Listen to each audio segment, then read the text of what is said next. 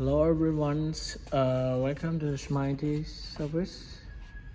This is a review of the customer number 1114. So this is Dell laptop Aspiron 155510. So the problem was the customer sent us the spacebar keyboard keycap is broken. It's not able to use it because of the rubber is broken. So we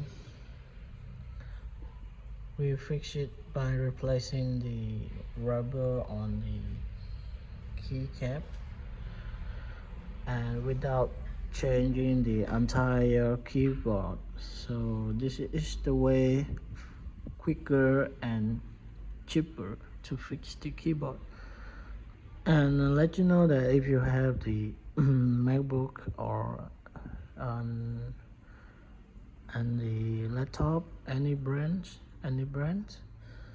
So if the keyboard is not able to use it, feel free to contact us at the Smitey.